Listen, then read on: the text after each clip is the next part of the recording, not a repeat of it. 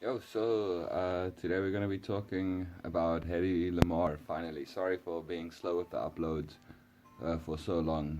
Stuff's just been pretty hectic, but now I've got some time off. It's actually holidays. Going to be talking about Hedy Lamarr. In my opinion, probably like the most beautiful woman that ever lived. But I think the important part is she was so much more than just a pretty face. A lot more than just a pretty face. And yeah, so Hedy Lamarr was an actress during the 19th century and during MGM's golden age. Now, MGM is Metro Goldwyn Mayer Studios, so I'm not too sure if they're as famous today as they were then, but yeah, so very famous actress, and she was best known for her acting, but we'll get to what actually made her very special. In my opinion, obviously, her acting is amazing, but she was a lot more than an actress and a pretty face. She starred in films such as Tortilla Flat, Lady of the Tropics, Boomtown, and Samson and Delilah. And as far as I know, Samson and Delilah actually won like 2 Oscars or something. Yeah. But like I said, we're going to be focusing more on her role as an inventor with specific reference to a technique called spread spectrum communication. So very interesting. Completely self-taught lady, didn't have any formal education.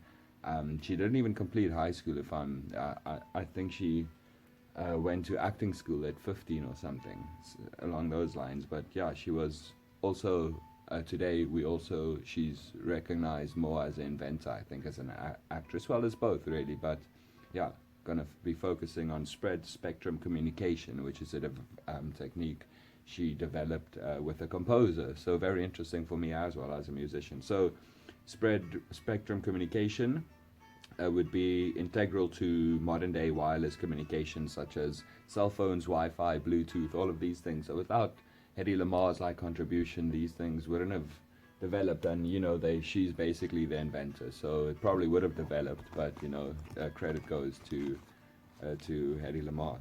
And she was born Hedwig Eva Kisler, how you spell it, Kiesl, Kiesler, Kiesler. So Hedwig Eva Kiesler on November 4th, 1913, in Vienna, Austria. And as a teenager, she was spotted by a director, and at age 20, she had already gained international notice with her role in a Czech film called Ecstasy, and this was a very sexually charged role. It was about a old, impotent man and the lady kind of running off with a younger man, and it featured a scene where she was running naked in the woods, and there was like a orgasm scene kind of thing. Pretty awkward to talk about it, but yeah. The Pope actually condemned the film, banned it, and it was banned in many other countries, and many people didn't even see the film and or formed impressions. Like in the United States and stuff, people would talk about it, and you would only hear about the scenes, wouldn't really see them, and still form vivid opinions. And so very important is she married Fritz Mandel, which was he was a wealthy Austrian munitions manufacturer who sold arms to the Nazis and to the fascist Italians. So pretty bad guy really. And she was very unhappy, and she eventually fled to the USA.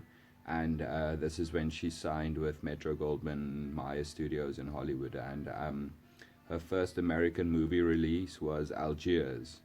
And after this, she became a box office sensation. Sorry, I struggle to read my own notes there, but I'll talk about this a bit more. But Fritz Mandel, during conversations and stuff, she would catch on to a lot of things he was discussing with his colleagues, and he pretty much not imprisoned her, but she was basically a captive, so she couldn't go out when she wanted to. I think she was limited to, she could only go to these lavish functions they had at their house, and then to his workplace. So obviously there she also caught up to a lot of stuff. And quickly gonna pause this and just continue, so in case I might make a mistake. I've already made so many, but just now I wanted to say make and I said Mac, so I'm just gonna pause this so I can continue with the rest part without having to worry if I really screw it up that I have to do it over again. So, cool, we'll carry on now. Sorry about that one cutting out. My memory on my phone actually became full, so I had to quickly delete some stuff. But the last part I heard, I was saying she attended acting school. So also just something I had here in my other notes that I just feel is worth mentioning. Some of her inventions were like a fizzy drink, but this fizzy drink, like, it was during the World War. I think people have heard about this, where there was like a lack of Coke. There was like Coke was in short supply. Even in Germany, Fanta was created, just as a side note, because there wasn't a supply of Coke in Germany, so they created Fanta. You can almost still hear the German Fanta, and it's from Fantasy or something like that. But anyway, so she created like a little tablet that you would just put into water, and it'll like turn water into a fizzy drink. And yeah, like I said earlier, also she left school at age 15, and this Mandel was known as the Merchant of Death, and like I said, forbid her to go out, and she could only visit him at work and at these lavish social events. And the 9th of November, just for interest's sake, which is her birthday, today is now Inventor's Day in Austria. And just interesting to note that Hitler was also Austrian, so both of them, completely different ideas and world views. But yeah, just thought it's interesting. And she actually fled, from Hitler and the Nazi regime, kind of. And yeah, we'll get to this a bit later on, so I'll just keep this part separate. Just let me see if I made any more notes. Oh yes, I did. Yeah, so she was often quoted as kind of saying like her beauty was often a curse because people wouldn't want to take her seriously. And so yeah, basically, and she was the inspiration for Catwoman and Snow White. So it's just a few fun facts I'll mention here and there. But yeah, she attended acting.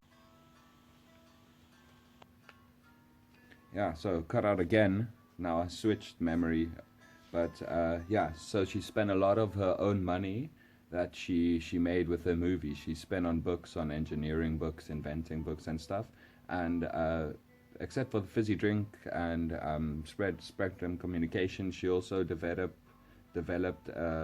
a better functioning traffic light, so a robot, a better functioning traffic light. She's on the Hollywood Walk of Fame, and where this idea of spectrum communication came in is World War II torpedoes. With Mandel, she heard a lot of his conversations about how World War II torpedoes were basically useless, and they either shot too deep, exploded too early, fell too short, or they did like basically nothing at all. And so these okay, yeah, so just remember the part about like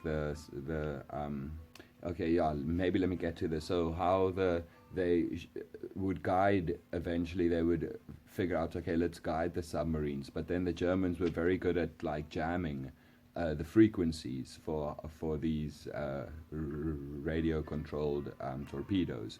So they jammed it very easily, but you could only jam a single frequency. So this is where spectrum comes in. So yeah, sorry, jumping a bit up and down here, but just another part. The patent for spread spectrum communication, which we'll get to eventually still, was actually, the patent was confiscated by the US government because they suspected she was an Austrian spy, because it was a lot easier to believe that she stole inventions and brought this, was like it's stolen information or suspicious, because it was very difficult for them to believe that this gorgeous, beautiful woman,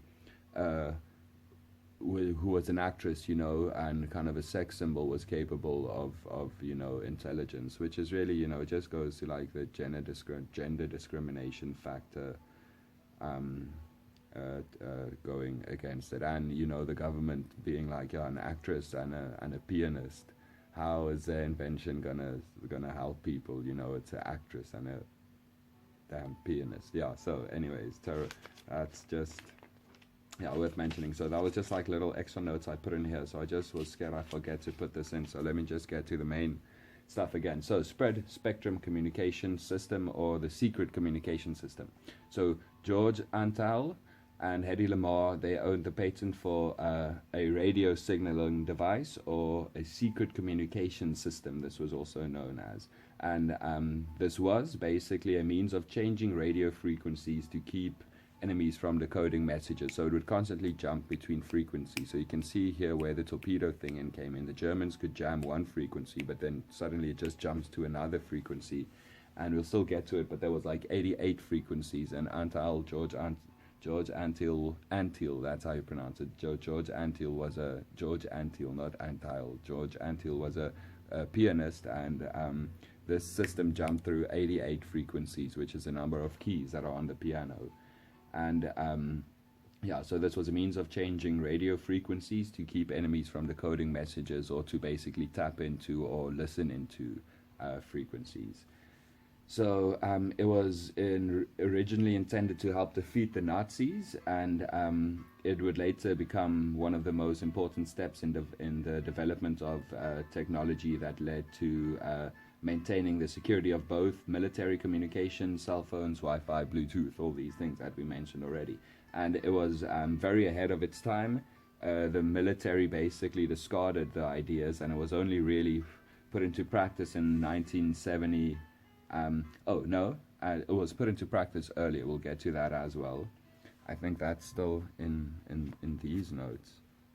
But yeah, it is. So I'll still have to get to some stuff in these notes as well. But yeah, so it was ahead of its time, and I'm really starting to run low on memory, so everything's starting to cut out in the middle of stuff. But yeah, so in 1997, she and George Antheil were honored with the Electronic Frontier Foundation Pioneer Award, so the EFF Pioneer Award. And this is apparently I said here, turn around. And and also in 1997 she received the Bulby, which is a NAS Spirit of Achievement Award, and is considered to be the Oscar of inventing. Yeah, so that's pretty cool. Just thought that's definitely worth interesting. So this is probably better suited to later at the thing, but let's not waste time. So she became rather reclusive later in life, and in the 1950s there was a decline in her film career. So this, basically 47 years after her, after she was famous, she only got recognition, or after she was famous for acting, she basically got recognition for the inventing. And stuff I'm not going to focus too much on. There was like 2 cases of shoplifting against her. She was married 6 times. She became a U.S. citizen. She had 2 biological children and 1 adopted child, and she died age 86. And she's dramatized in an NBC episode of the series Timeless. Yeah, so let's see. Yeah, one of her famous quotes is, "Any girl can be glamorous, all you have to do is stand still and look stupid," is what she said. So any girl can be glamorous, all you need to do is stand still and look stupid. And so Antheil, the composer, who is a joint patent holder, during his musical experiments, he devised a punch card-like device similar to a player piano. And this is what Lamarr would eventually like. They would coordinate her ideas with this punch card-like device Antheil used. And his famous for his ballet mécanique, and which used just player pianos. And Lamarr picked up a working knowledge pertaining to munitions engineering during her marriage to Mandel, and in 1940 she had the idea to solve the problem of controlling radio-guided torpedoes. So this is also, we mentioned this a bit earlier, and at this time the enemy could not easily jam electronic data broadcast on a specific frequency. So if electronic data was broadcast on a specific frequency, it was very able to tap into. So Lamarr suggested rapid changes in the broadcast frequency. And just a side note, she actually dated Charlie Chaplin, so that I just wrote here as a side note. But this invention spread spectrum communication. Uh, it used 88 frequencies and the exact number of keys on the piano, and this their system made it possible to synchronize a transmitter and a receiver. So you could synchronize the two signals so that they still jump around, but they're still synchronized. So Mandel, the ammunitions factory worker, was a Jew, and he actually reformed to do business with the Nazis. And Lamarr was born into a Jewish family. Mendel eventually became a Christian, a Catholic, to be able to do business with the Nazis and the fascists. And apparently, during their marriage, he tried to buy every copy of Ecstasy, that movie where his wife was naked in. So I just thought that's worth mentioning. And when Lamarr fled, she basically just packed a single suitcase, drugged her maid apparently, and took on the maid's clothes and fled for Paris, London, and then eventually New York. And in World War II, she wanted to help by inventing, and the military and government basically told her, rather than invent, we want you to act and to sell war bonds. And just as a side note, also, she offered to kiss any man who would purchase $25,000 worth in war bonds, and she raised $17 million in kisses alone. So this just goes to show how crazy beautiful this lady was. I wish I could show you a picture, but you'll just Google her, obviously, after this. I know you will, you bastard, you dirty. But one of the first screen symbols, she was one of the first on-screen sex symbols, but she was eventually dethroned by the likes of younger and more, like the likes of Marilyn Monroe. And obviously, I'm not a big fan. I've got a few Madelyns here on my wall. Oh, there it is. You probably can't see it. Oh, no, you can, I guess. But, yeah, dethroned by those. And University of Columbia poll rated her as most likely to be stranded on an island with by males. So the males voted her as the person they would most want to be stranded on marooned on an island with. And so just back to Lamarr and Antheil, they were jointly awarded the patent, but Antheil later credited the original idea entirely to Lamarr. So I think that's wonderful that he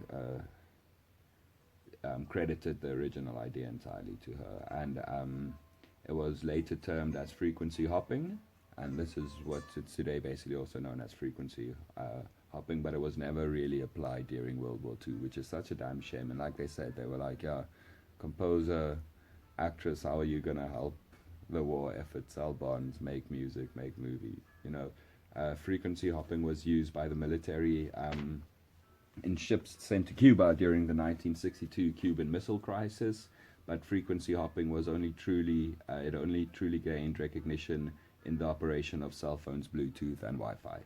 And by this time, the patent had already expired, and neither Lamarr or Antheil received any monetary compensation for their invention. So just terribly sad, I think, that never patent had expired by the time. So very sad, really. Just see if there's anything else I wanted to mention here. Yeah, so apparently she was Hal Wallace's first choice for the lead role in Casablanca, and the role would eventually go to Ingrid Bergman, but apparently Lamarr was Hal Wallace's first choice for the role in Casablanca. And let's see here. Yeah, and she was born to a Jewish family. They were pretty well off. Her dad was a director at a bank, and her mother was a concert pianist. So pretty interesting, concert pianist and Antheil. And yeah, so just the last bit, and then I'll finish it off here.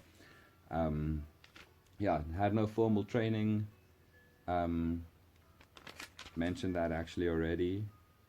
And yeah, I think it's basically, maybe I can just end off with, not all superheroes wear capes. You get superheroes every day, just average people, women trying to help out yeah, I'm not gonna be too philosophical about it, but yeah, beauty can be a curse, I guess. And